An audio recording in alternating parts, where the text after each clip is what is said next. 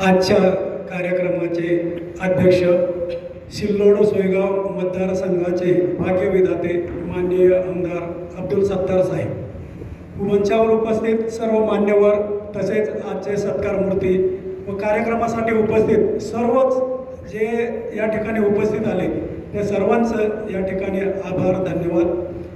मी शेषराव आबाजी उदार, मी 1991 पोलीस दलात भरती झालो।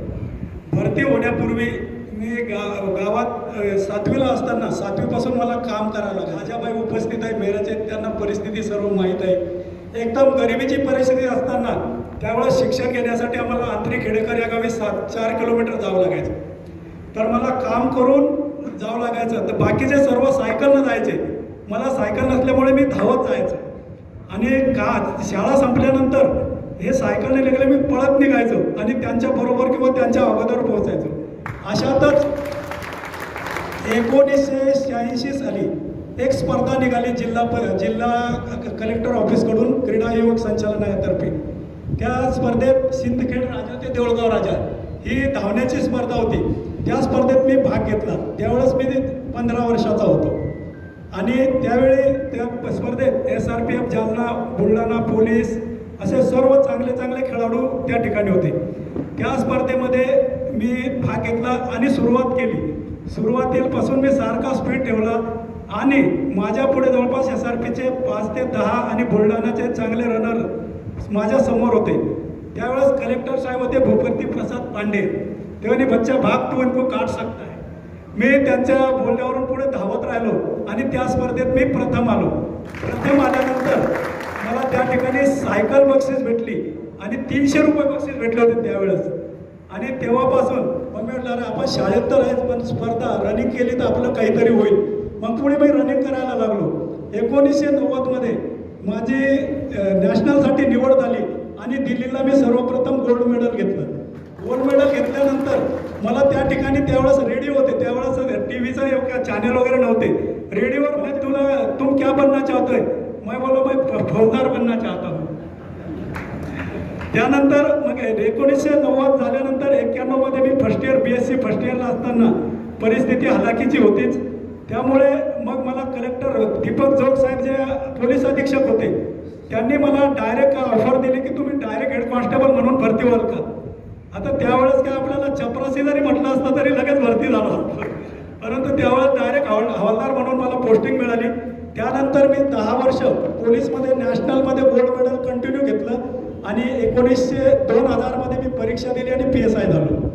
PSI झाल्यानंतर वाशिम, जळगाव, नंदुरबार, नाशिक, छत्रपती संभाजीनगर, बीड अशी नोकरी करत त्यातमध्ये APIचं प्रमोशन, नंतर PIचं प्रमोशन आणि विशेष म्हणजे सिल्लोडमध्ये आल्यानंतर मी पूर्ण नोकरी तर केली, रिटायरमेंट होत होती। रिटायरमेंटच्या अगोदर आता वाटलं 25 आमची माहिती मागितली होती DYSP पदाची।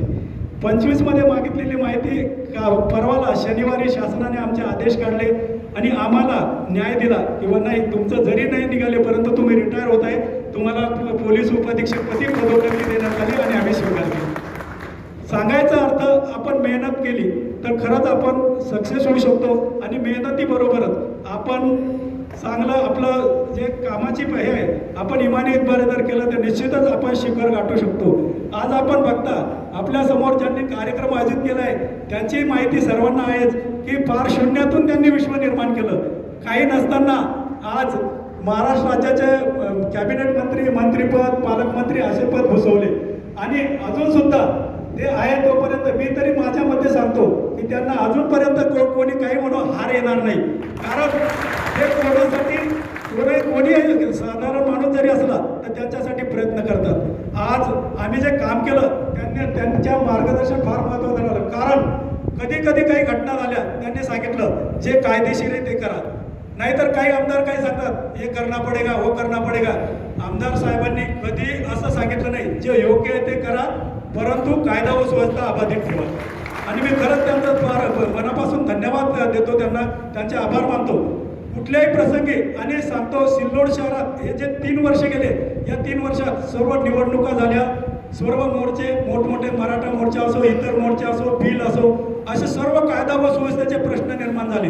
आणि सर IB आणि SID नेहमी सिल्लोडवर नजर असते, परंतु आपल्या सिल्लोडवासियांच्या सहकार्यामुळे इथे कुठलीही घटना घडली नाही आणि सर्वांना वाटत होतं की सिल्लोडला काय होईल, सिल्लोडला काय होईल. पण मी सांगतो, जोपर्यंत सत्तार साहेब आहे तोपर्यंत सिल्लोडला काहीही होणार नाही आणि त्यासाठी मात्र आपलं सहकार्य त्यांना आवश्यक आहे. सर्वांनी सहकार्य करावं. आज या ठिकाणी आम्ही सेवानिवृत्त होत आहे. आज या ठिकाणी दांडगे साहेब, फुलारे साहेब, लिंबारे साहेब आणि सोनवणे साहेब आणि आपले LTM साहेब, लतीफ पठाण साहेब, लतीफ पठाण साहेब आम्ही सर्व प्रत्येक काही आणि कसं करायचं याचं नियोजन राहायचं आणि त्या नियोजनामुळं असं म्हणतात ना की जर सर्व एका घरात जर 5 भाऊ आहे ते 5 भाऊ मिळून काम केलं तर कुठल्याही प्रकारचं त्यांना अडचण येत नाही. याप्रमाणे आम्ही काम केलं आणि त्यात आपल्या आमदार साहेबांचं आम्हाला खूप सहकार्य लाभलेलं आहे. तसेच तुमच्या जनतेचं सुद्धा आम्हाला खूप सहकार्य लागलं, कारण जनता पंडित जवाहरलाल नेहरूंनी जेव्हा पोलिसांना ध्वजारोपण केलं सर, तेव्हा त्यांनी म्हटलं होतं पोलीस काम करतात, परंतु पोलिसांना चांगलं काम करण्यासाठी जनतेचं सहकार्य अपेक्षित आहे आणि ते सहकार्य लाभलं तर खरंच पोलीस चांगलं काम करू शकतात आणि हेच प्रत्यय या सिल्लोडच्या जनतेला आम्हाला आणून दिलेला आहे. या ठिकाणी आपण आवर्जून सांगतो की जवळपास 3.25 वर्ष माझी बदली झाल्यानंतर सुद्धा या ठिकाणी दुसऱ्या PIची पोस्टिंग झाली, परंतु ती यायला तयार नव्हते. साहेबांनी म्हणे उद्या तुम्ही येणार का? म्हटलं सर आपली इच्छा असेल तर नक्कीच येईल. लगेच माझी पोस्टिंग झाली आणि मी इथे आलो आणि आता सेवानिवृत्त आणि त्याच्या आधी रिटायरमेंट होऊन जात आहे. परंतु आपण जे रिटायरमेंट होणार आहे त्यांच्यासाठी आता एक बोलतो मी की आपण रिटायरमेंट होतो म्हणजे थकलो नाही. आपलं एक पर्व संपलं, आपण नियत वयोमानाप्रमाणे रिटायर होत आहे, परंतु आपण थकलेलो नाही. आता एक पर्व संपलं, आपण इथून पुढे दुसऱ्या पर्वाला सुरुवात करा. कारण एक पर्व संपलं, दुसऱ्या पर्वाला सुरुवात करा. जर का आपण बसून राहिलो तर आपण निरोगी आणि सशक्त राहू शकणार नाही, कारण आपल्याला सवय आहे नेहमी फिरण्याची, काम करण्याची, जनतेत जाण्याची. जर तुम्ही एकलकोंडे राहिले तर तुम्ही विचाराने खंबून जाल आणि बिमारीला सामोरे जाल. त्यासाठी सर्वांना माझी विनंती आहे, एक पर्व संपलं, दुसरं पर्व काही करा, काही काम हाती घ्या. कोणी शेती करा, कोणी काही करा, राजकारणात या, काही या, परंतु काम करत राहा.